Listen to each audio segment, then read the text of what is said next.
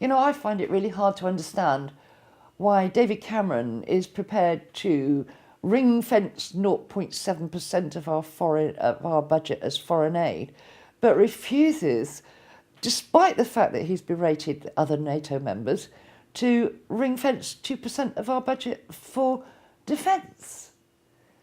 It just defies logic.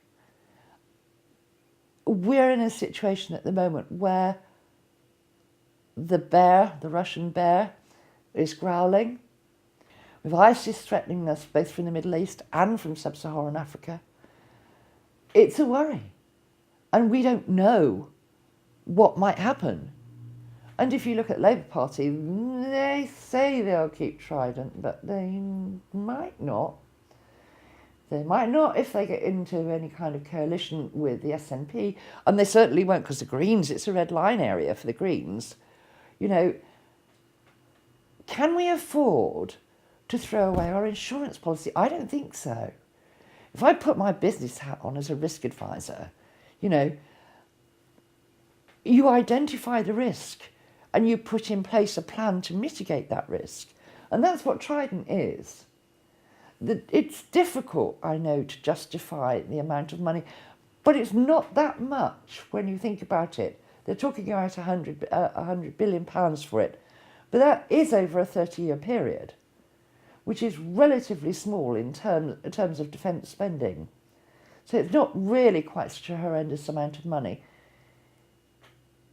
It's not so great that I would think that it wasn't worth the insurance policy. What bothers me immensely is that that they are running down our armed forces. The projection is that by 2020 the army will be down to 50,000. It wouldn't be quite so bad if people were treated decently, but they're getting redundancy notices 3 weeks before their pension dates. They're getting redundancy notices, or were, whilst they were in Afghanistan. It's just not the way you treat people. And the number of injured that have come back from Afghanistan, if it wasn't for Help for Heroes, there wouldn't have even been a hydro pool for the servicemen to work with. Are we going to abrogate the care of our veterans to a charity? It's shocking. It shouldn't be happening. You know, UKIP will maintain the defence budget at 2%. UKIP will look after the veterans. We will put in place proper mental health facilities for them and halfway houses for those who are damaged psychologically by their experiences.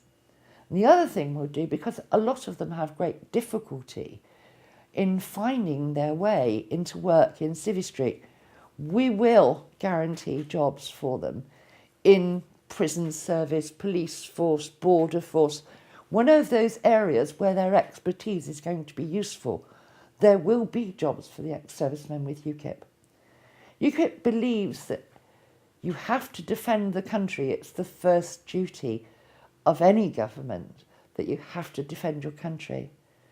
And you can't recruit people to defend your country if you're not going to treat them decently whilst they're in the service and when they retire from that service.